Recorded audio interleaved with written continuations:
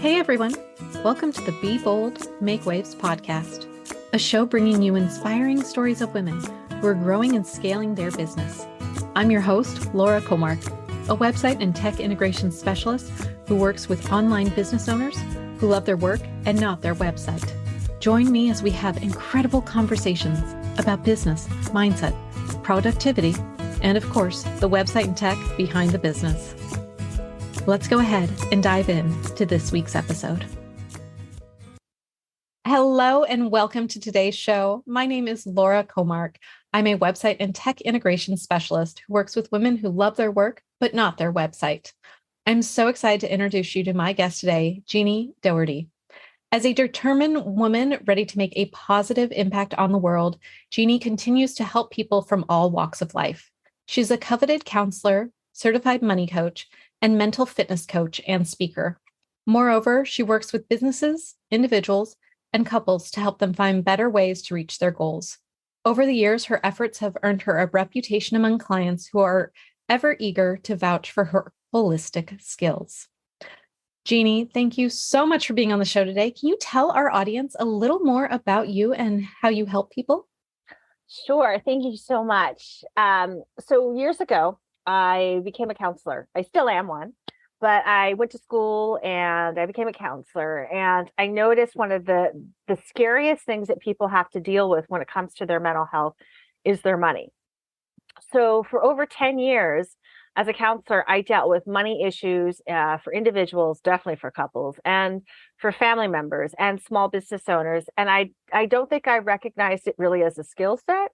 It was more of a stressor that somebody who was already anxious or depressed or some other issue that was going on. And I was there trying to help the person navigate as best they could without getting sicker. And so what I realized is that all of my clients actually did great when they listened to my advice, when it came to the money as well as other things. And then they did terrible when they didn't. So as a counselor, you spend more time like, how could I make a better suggestion? Or when could I make an intervention? Or do I need to be like, hey, Laura, the next time you tell me you're going to take $200 and you're going to go spend it on Ulta because you want new makeup to make yourself feel better, you promised that we were going to talk about before you made the purchase. And so having to just have what I would say some simple skills was what I just kind of did and didn't worry about it. And I absolutely found the money piece to be the most fascinating. So I learned really, like, I would do the research, like, how do you figure out how to pay your rent when you don't have a lot of money or you run out, or you're worried or you're concerned. I learned how to help couples negotiate really challenging divorces, or if they're going to stay married, how do you deal with your inheritance when it comes to the children?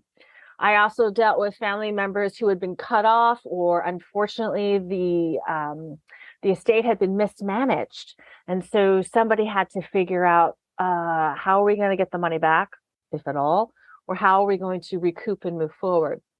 And then I had what I would say the ever so talented small business owner who was doing everything and then trying to stay on top of it and realizing that, part of their stress was when they either ignored their money situation or they went too far, like they expanded too much in their business. And then they were like, how the heck am I going to pay this week's, and pay the employees? I don't even know how. Like they had tapped everything.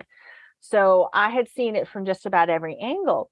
And then what happened is I moved. I moved from the West Coast. I lived in Phoenix at the time. This is during the time of the recession. It hit, as you probably know, Laura, it hit, and maybe some of the listeners will know this, it hit on the West Coast pretty hard, pretty fast, and it was the housing market. So overnight, people would be homeless because their jobs were gone. Sometimes people just had to leave the homes they had just bought 2 months earlier. There were all kinds of really scary stuff that people were trying to deal with, and not everyone made it through that recession. But I was given an opportunity at the time to move East Coast with my husband, and we did that. And so it was, I think, a positive sign, but it was also one of our biggest challenges because the cost of living was about the same except for housing. Housing was 3 times more. And we were both like, how do people afford what? And we were just mesmerized by that. Again, another money conundrum. How do you actually pay for something that's same house? Okay. Really? You pay that much on the mortgage? Wow, that's crazy. So that's what I kind of focused on. And it wasn't until I opened my own business as a counselor here in Maryland that I realized that, whoa, my money skills were not that great. Because you see, when I had worked as an employee, I was actually okay, because I had steady income. I knew what to do, knew how to pay stuff down, knew all kinds of, what I would say basic money skills called your budget. But once I owned a business, it was a whole different story. My financial communication skills were not that great, like dealing with my own family, dealing with vendors who didn't pay me, dealing with clients who didn't pay me, asking for, well, all kinds of stuff. I was like, oh dear. And then having to what we call money manifestation, like how do you create clients? Well, hopefully your marketing and sales is doing that for you. But if you're really new to the game, you might need some help, right? And how to get the right mindset around manifestation. And then the thing that I just had a conversation with a gentleman, he just lost a few $1,000,000 due to some health issues and family issues and pandemic concerns. And basically what happened is I said, well, did you have any money recovery skills? And he's like, I have never heard of that. And I said, yeah, when you own your business, you learn that if somebody doesn't pay you or this contract ends, you need to go in a different direction to see where the money is going to come from, because it will come from another direction. So that's kind of what inspired me to realize, like, oh, I was like determined as this little business owner who was a therapist who was like, I'm going to learn this. I'm going to figure out this whole money thing. And then lo and behold, in 2018, I went into one of my dance classes that I would do for my stress. Like, oh, I was so stressed out. I want to do this.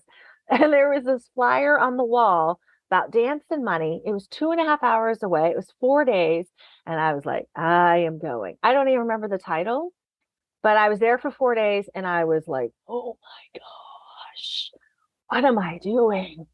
I have been playing ridiculous money games in my head, and they were all coming from childhood and previous experiences, and also that nasty thing we call imposter syndrome, which messes with us in all different directions. And I had no idea what to do. So I signed myself up for a year of personal development, and I did it for a year. And then after that, it was the end of 2019. I was like, I think I'm going to become a money coach. I think I'd be really good at this. And then the pandemic hit, and I said, well, maybe not. Not this year. Maybe we got to wait till the economy stabilizes. I feel a little, like I could probably take this on, because once you own a business, you know what it takes, or at least I did. I understood what it was going to take mentally and emotionally and financially to launch another revenue stream, another business. So I got all my training done in 2021, became certified, and now here I am. And I'm a money coach, or actually I refer to myself as a money expert, but yeah, that's what I do. I love that. What a interesting and like different turns. I love that story. That's wonderful. Thank you for sharing that. Thank you. So what would you say are some of the money blocks that you see most commonly with, especially like the small business owners that you work with? Yeah, the biggest money blocks that I see are the limitations that we put on ourselves. So one of the things that I hear is I can't take X amount of clients. I can't do more than 5 or 6 clients in a month or something like that. And I think what kind of gets stuck in our psyche is, oh, new clients are hard. They're too challenging. And I would say, well, it depends, I think, on what you want to do in your business. Would it make sense to hire somebody even part-time to do certain duties so that you can take on more revenue? So you're doing what I would call more of the I guess they say this in sales, more of the high touch, meaning you're doing more of the exploration, but then the work you can give to somebody else. So that your free time is meant to sort of, if you will, be the face and the vision and really the power of your business. So then people are like, oh, she's amazing. She's taking on new clients. So then you look like you're open for business instead of, no, I'm a solopreneur, and then everything's like, up and down, up and down, up and down, like a roller coaster, which is hard, because then people are like, should I give you the money? Will it get done? Because I've seen, overworked solo entrepreneurs that they take the clients, they take their money, and 9 months later they get the work done. I'm like, what? Whoa, that's not a great money skill. No. So how would you say if someone finds that they are in that situation, they're like, I do that. They're listening right now to this episode. They're like, I totally do that. How do I get out of that? What advice would you give them? So again, like I said, it's a limitation. So one of the things I like to do is look at your resources, and resources are not always about the money. Meaning, oh, I think I can get all this work done, an X amount of dollars. And I think I'm charging great. Like that's my value. It's like, how much time does it take you to do something? So one of my secrets to being successful as a money expert is I actually shut down my email multiple times throughout the day. And I'll just check on my phone really fast in case there's any emergencies. I'll be like, oh, no, that. And I have found that I am incredibly more productive. I get more done, and I'm much more, I'm easier to interface with because my time is just as valuable, excuse me, as my money. So I find when we can kind of work just a tad differently with our time, that can increase our money and increase our cash flow dramatically. I would also say is, sometimes we've got to look at if maybe we don't make enough money that we could hire somebody consistently or on enough time, to get certain things done, then maybe you need to look at maybe charging more so that you could. I love that. I love both those. I do that with email. I will shut down my email. I don't check it neurotically. I walk away from it. Mm-hmm. And my clients know I'll get back to them when I'm checking it. And I try to be really good about setting the boundaries. I just sent out at the end of last week, because at the time of this recording, we're just a few weeks away before Christmas. And I sent out emails already, just letting my clients know that this week I'm going to be limited work schedule. And then I'm offline until early, like January 10th. Yeah. And just setting that boundary so they know. And part of it's communication, I find, with boundaries is really just communicating with people. Like your clients are really good at respecting boundaries when you just let them know what the boundary is. Right. And so letting people know, like, hey, I don't check my email every hour, every 5 minutes. I check it twice a day. Yeah. Once That's a day. great. That's great. And so then the only other thing with communication, if they're having a website emergency, what do they do? In your particular case, how would they maybe not reach you, but, again, did you hire somebody to handle, a website on fire, which I hope would not be happening. But I mean, like if it happens, because that's all people really need to know. Yep. And this is like communication 101, but this is how you make millions in your business. You train people. What is the routine way to get a hold of you? Then you let them know if it's something urgent, then they get bumped up. In some cases, you charge more for that, depending on the type of work that you do. And then lastly, if it's, a real emergency, then, then you have somebody who's there to answer the call. Or if it's you, then you take care of it. Exactly. And then all of a sudden your job is like way easier. And I find the minute you charge for urgent work, those emergencies will get far less. I 100% do that. Mm-hmm.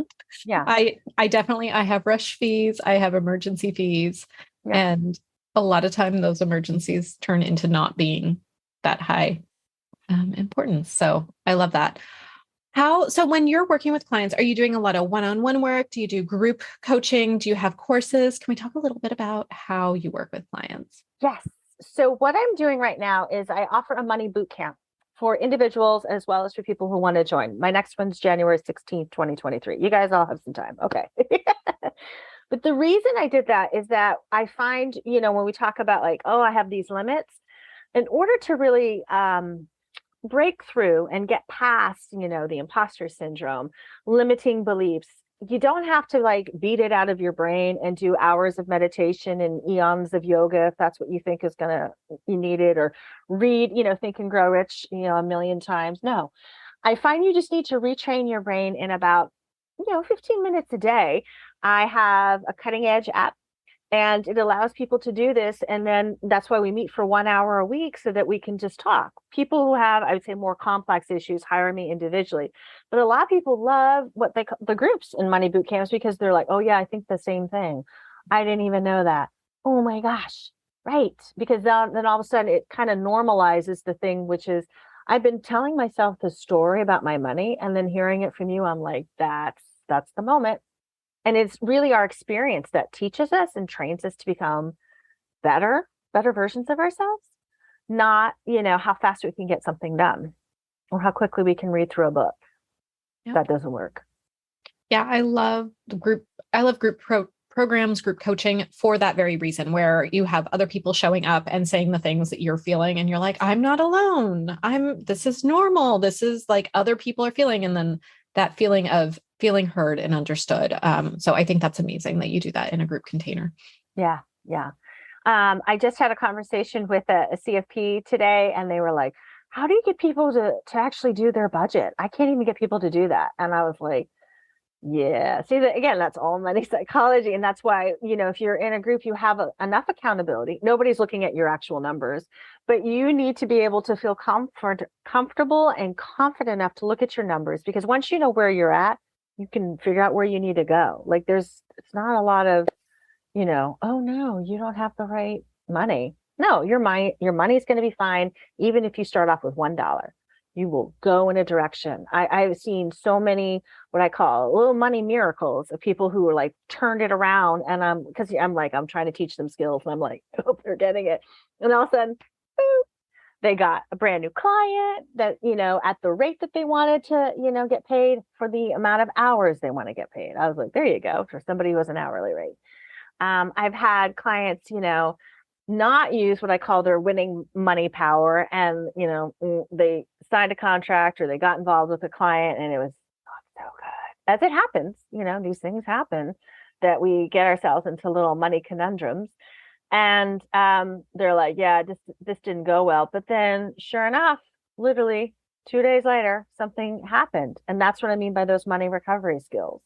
If you just stay in the place of, I'm a failure, I deserve this, this was terrible, I thought it was going to work out like this, then that's all you repeat, instead of, ooh, this did not work out, I didn't see this coming, I'm going to learn differently next time. And I'm still going to make it clear in terms of money manifestation, what it is that I want.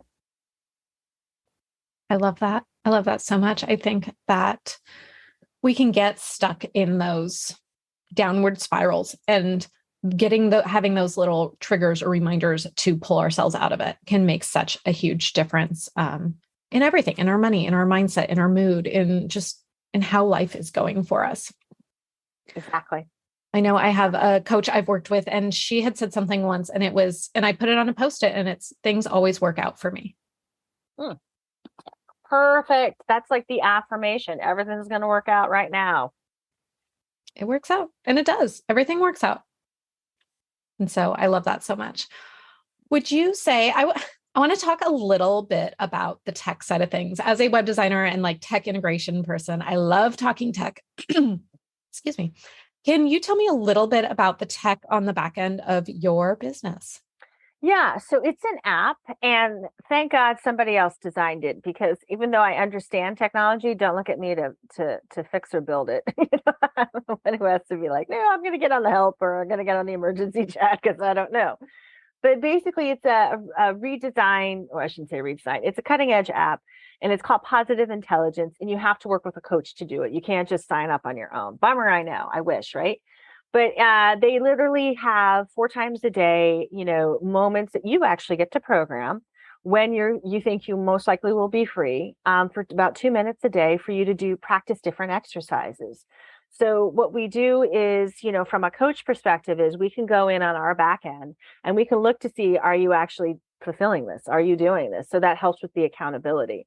Because what people will tell me is, I just want everything on the computer, right? I want everything on the computer. Yeah, they take their phone to the bathroom. Shh, don't tell anybody. They take their phone to the coffee shop. They take their phone in the car. And so it's like, really? I think what it is, again, talk about a self-fulfilling prophecy. You create what you think are the only ways that you can receive information. And yet, if you had to work on an app that would hold you accountable, you're like, oh no. But that's the whole point, is that you get better each week. We use the phrase blameless discernment, meaning we're not shaming you. We're not blaming you. It's not a competition. It is, how well did you get back to the app? where did you find maybe what I would call your spot to actually sit down for 2 minutes? Mine was my car. When I first learned to do this, because I was a client like everybody else, that's how you start. You just don't get the app and go off and running. No, you should like become a client and you become, a coach. And while I was doing all this, I found my sweet spot was my car. I would arrive someplace. I'd be like, whoa, I'm like 5 minutes early. Hey. And then I'm like, I got 2 minutes. Let me just play this little exercise. I'll do it in my car undisturbed. And then I went right inside.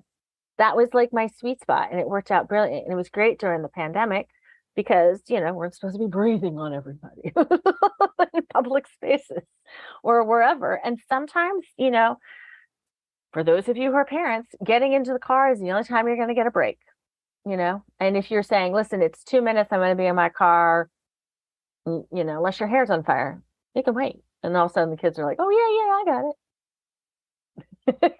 I love that. And I agree. Like, I mean, I always have my phone with me. I shut down my computer often. Yes. But that phone is always with me. I will put my phone away because I also am big, like my ringer is always off. It's very rare. If I'm expecting a call from like the vet, the phone will be on ring. Other than that, it gets put aside, but it still goes with me everywhere. And I love when a program has an app or you can accept accessibility with your phone so that I can access it when, especially for me, like I walk a lot. I take the dog out. We live at the beach. And so I walk the dog on the beach because we don't have a backyard. Like that doesn't exist here. And so to walk the dog, we have to take him out a couple times a day. And so for me, having the phone and being able to listen in on the earbuds is really helpful for me with programs. So I love that you do that. Yeah. And again, it's just, you get to pick your time. So for instance, if you worked a night shift, which happens, people sometimes work really odd hours, then you could literally set up the program to work at night. Oh, shocker.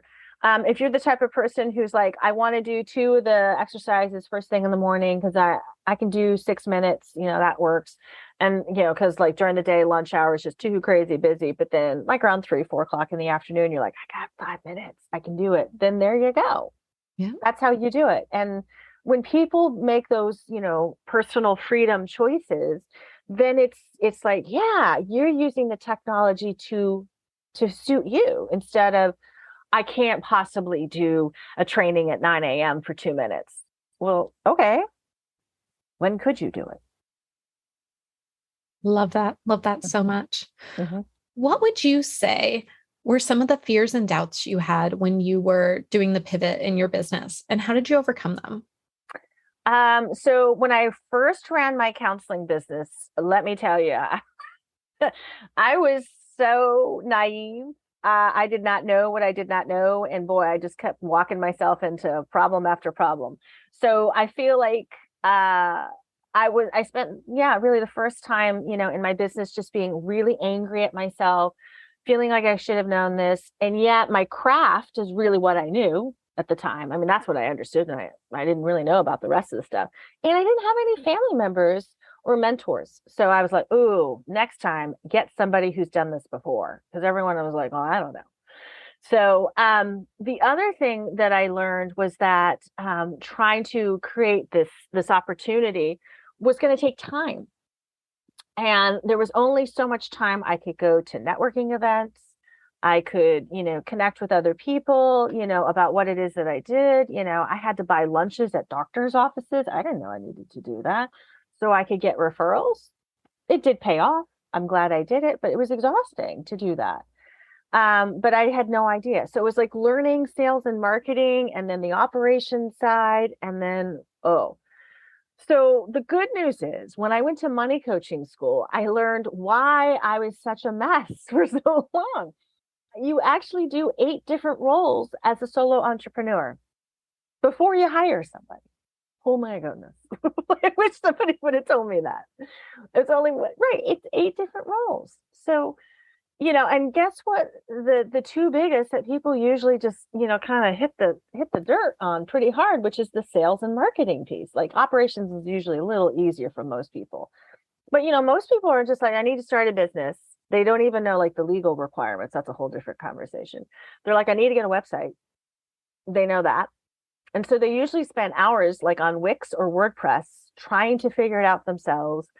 And when I say trying to figure it out, I mean, they will probably put in at least 200 hours in the middle of the night trying to create a website. And you're like, why didn't you just hire somebody? Oh, no, I can do it, without understanding any, concept of how much time and money and energy are you going to spend building a Wix website that your cousin built, in frustration, trying to figure this out. How much longer is that going to take? Instead of maybe go to more networking meetings and introduce yourself and have a business card, something like that. So just learning that was like huge for me. So this time when I started my business, like when I started what I call the new revenue stream, because I'm still a counselor, that didn't go away. But I just see less of my private practice clients. I don't see as many, which is actually quite nice. I have to admit, I'm still open to seeing clients, but I'm just like going, I just don't take as many, which is really nice. But what I learned was that, okay, you're going to have to spend a good year, Jeannie, getting your marketing and sales way better. So I already had a website, so I was good there. But then I had to really rework the email, and understand how the heck you do that. So I hired somebody. Oh my God, saved me hours. Saved me hours of sanity. I had a VA, which is great for actually sending my emails, because that was not my tech skill. It's not. My skills are, you're hearing more about them now than what I didn't have. Thank God I had a website person. I figured that piece out. And then I had to do this really painful process of the marketing stuff, which is you will tell people what it is that you do, and what they tell you back is really what your marketing is. And I learned that from my first business of people don't recognize what you do. They're going to fill it in the blank with something they think what it is, even if it's not even close. And you try to tell them, they're like, no, it's just that. So learning that piece was I'm going to get so much better. And as soon as I invested my time, my energy of I'm going to take some free classes that people are offering on marketing. And, so I kind of knew a lot of it, but there's some stuff I was like, I didn't even think about that. And then, then you get it done. And then all of a sudden your marketing suddenly makes more sense. You suddenly have clients because then people understand you. And where did I put my time, money, and energy? On the stuff that I was weakest on, because I know where your gap is when it comes to your money. The minute you fix that gap, you fixed your money. Then you're profitable. Then you're happier. Then you get to go, oh, do I want to hire 2 or 3 people for this project? Oh, then it works out so much better. I love that. I think you hit on so many good points there. And something else that really stood out to me was when you're talking about the importance of recognizing that when you talk about what you do, how it's said back to you, the importance of that, because I find that so often when I go to someone's website and I look and I read that top piece of the website called the hero section is your most valuable real estate, and people need to know what you do within 3 seconds of landing on your site. And so often I read that, I'm like, I don't understand what you do.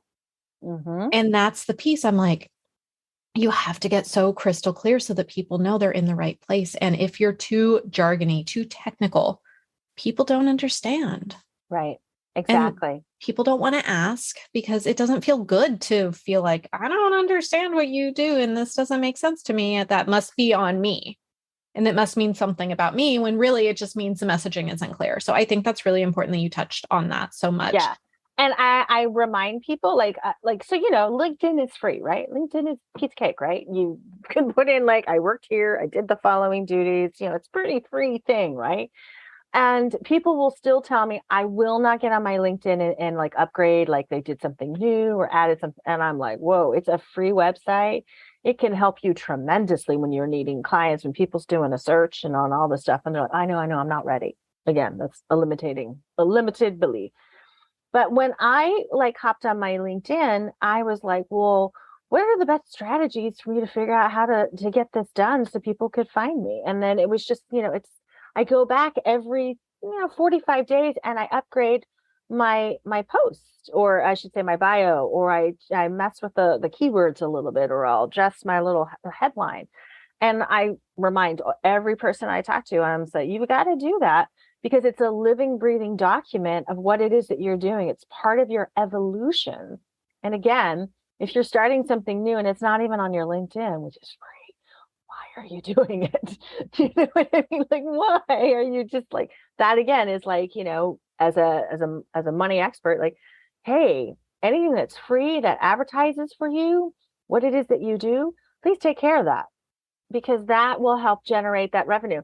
One of the smartest things that you mentioned to me, and I went, I didn't know this, because see, look at me, I'm so silly. I feel like I'm so old owning a business. I thought really the website was more like a billboard. And as a counselor, it operates as a billboard, because everybody kind of roughly knows what you do.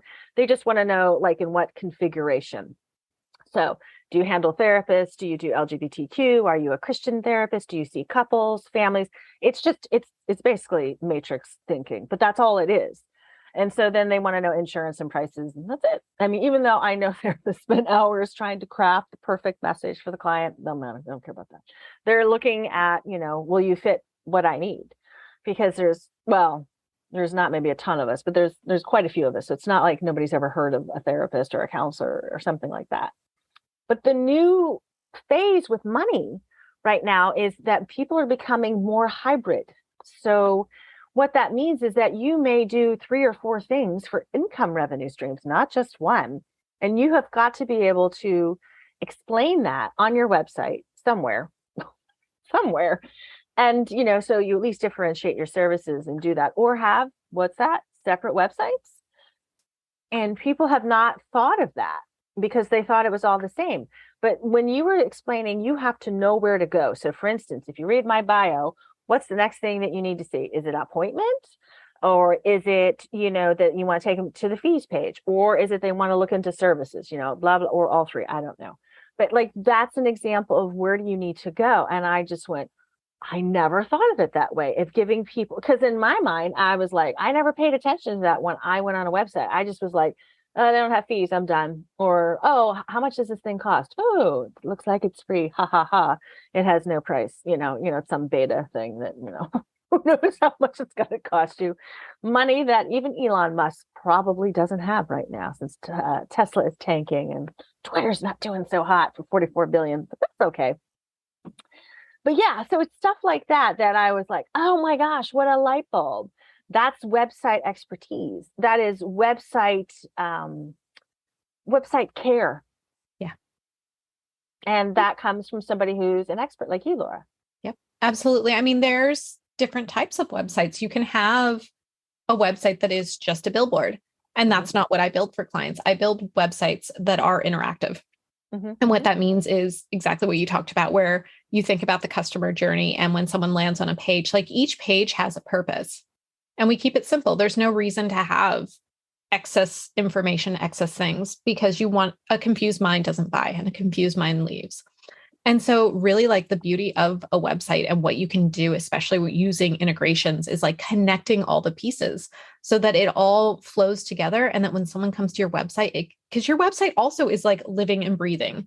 And it's not like you set it up once and then you're done. As your business evolves, you want to go in and like update that and make those changes. I just had a VIP day with a client yesterday where we went in and just like, because her business has evolved since we built it, and made the little tweaks and changes that were needed to just bring it up to speed with where she's at now and how she's showing up for clients now. But then again, like, making sure everything's connected, making sure the thing I see most on sites, and it just like, it hurts my soul, because I'm like, to me, it's such an easy fix. But when people have like links that don't work, like, they'll go and I'll try to click on like their Instagram or their LinkedIn that's down. It should be down near your footer. Don't put it up at the top, because you spent all that time getting someone on your website. Please don't have them go away. Yeah. Have them go through the page. They'll look for it in the footer. Yeah. But then they click on the link and it's like, oops, that account doesn't exist. And you're like, I was going to go try to follow you in all these other places, and now I can't. Right. And so that's a missed opportunity that I see often. And the other thing is like, just again, like bad links not working, things not making sense, not being able to find the information. Right. So yeah, that's all so important with the website. Absolutely. And I find a lot of that can sometimes relate back to like the money blocks. Right. Like, people just won't put the buy button. They bury it. Yep. Yeah. And I also think, again, somebody just says, oh, I guess it falls on me, or this, mighty cousin in Wisconsin, who, I don't know how often they work, oh, they said they'll get around to it. But talk to anybody who works a home-based business, and how many distractions or interruptions are you going to have on a day-to-day basis that you have to be like, oh, shoot, if this is really timely, then I need to know that. And you probably, surprise, want to pay them more. So then they know it's what it is, and which is another thing that people need to also figure out, that, your high, medium, and low when it comes to your clients, because a high level client, or ability to pay for, like you said, rushed or urgent fees, they're like, oh, no problem. Thank you for handling this in 48 hours. If it's that urgent, I don't think you're going to get a website done in 48 hours, but we'll just say it's a page. It's something that would be reasonable, that could be done. And then it's like, okay, done. Easy peasy. Yep, absolutely. So I would love to know, what is something you would say that you're doing that is being bold in the industry? Something you're doing a little different. Oh, well, my entire business is. Okay. So when I went to certified money coaching school, which is brilliant, I learned about 8 money archetypes. When I did the mental fitness training, because it just fell into my lap, I literally finished on day, whatever it was like, and then 2 days later, mental fitness showed up, and I didn't even think I wanted to do it. I had coaching friends who were like, we want you, come on, it'll be great. And it turns out, surprise, I was better at than they were in some respects, because I figured, I was already in the coaching mode and education. So I was like, oh, what I need to do. Okay. Oh, that's it. Anytime today before midnight. I got it. And I was, just so like, da, da, da, da, da, da, and I got that. So what I was able to do was do this really interesting thing. I was able to combine the mental fitness along with the money coaching and create its own system, so that people can see themselves from different angles, as well as have more data, their data, that they get to actually, oh, is that what I do when I self-sabotage? Is that what I do when I go through this, in money coaching, we talk about like these dynamics that we will play, the martyr, I have to sacrifice everything to take care of so-and-so. And then when it comes down to nobody met your timeline, you supposedly hired people, then you become like a tyrant and you're yelling and screaming, and people are like, well, that's why I don't work with you. And it's like, well, if you had different money dynamics, those things would not be triggered, and you could interact differently. Again, money communication is like a big thing. How do you have a conversation when you need something a little faster? Is there an option on your website or a way to email and say, is there any chance I could, do a rush? Turns out I need this, and then, oh, sure, here it is. And then you pay for it and then it's done. Like, it's just amazing how that clarity can happen when people need it. People will create, oh, this works. It's when we try to do everything all by ourselves, or we rely on people that we know can barely get it done. And oh man, it's gonna be a mess. It's just gonna be a mess. That's why family businesses are very complicated and messy. The business itself is profitable, but who's taking what money? Yep. Oh, but we bought you a house. Yeah, but they don't have the money skills to pay the mortgage. What would be a better choice then? If this person's not good at paying their mortgage on time. Somebody else bought the home. Oh man. Yeah. Oh, good stuff. Well, Jeannie, we are getting close to our time. I could sit and talk to you about this all day long, but I do have one final question that I ask everyone who comes on the show. And that is, what is one piece of advice that you would give to someone when they're first starting out in their business that would help them be bolder, be louder, and make waves in the industry? I love that. That's a huge question. One piece of advice to have you be bolder. Be willing to be the expert in the room. So if you're the Mary Kay salesperson, then willing to be the Mary Kay expert salesperson. If you are I don't know, I'm going to say a career coach, then be the expert career coach for people over the age of 35 who have to transition to to whatever career they need to know. If you are a CFP, certified financial planner, be an expert financial planner and helping people grow and save and protect their money in whatever following ways. That's what I would say. Be willing to be the expert, because that actually diminishes that imposter syndrome. That's a mental fitness thing, by the way. Love To that. diminish the imposter syndrome, to diminish it. Yeah. I love that. I think that's excellent advice. Jeannie, thank you so much for being on the show today. Can you tell our listeners where they can go find you, hang out with you, get some more Jeannie in their life? Yay. Well, of course, I mentioned I'm on LinkedIn. I'm under my name, Jeannie Dougherty. I'm just a single little profile. Surprise. You can find me that way, and feel free to reach out and friend me. No problem. My website is my name, JeannieDougherty.com. That was sometimes the best advice I got, which was own your name. Because I'm not a product, I'm a service, so that makes sense. And then, of course, I'm on Instagram and Facebook. I got off Twitter. I said, this is not financial vibe I want to be on. So I'm on plenty in terms of social media. So yeah, I would say JeannieDougherty.com. I offer a free money type quiz, which is on my website. You can find it like right under, I think it's under services. And I have a weekly free money masterclass if you want to take that career leap and you're like, what does it take from the finances? Because I've already walked that path and I can tell you what you need to do and know what the skills are. Wonderful. Well, I will link all that up in the show notes. Thank you again so much for being on the show today. Thank you so much, Laura, for having me. And I know we're going to be in contact. Thanks so much for listening to this week's episode. Be sure to check out the show notes at lauracomark.com/podcast. And if you're ready to turn your website into a marketing machine, get more sales, save time, and simplify the back end of your business, grab my free resource, Power Integrations for your website. Head on over to lauracomark.com/power. Thanks so much for listening. We'll see you next week. Bye now.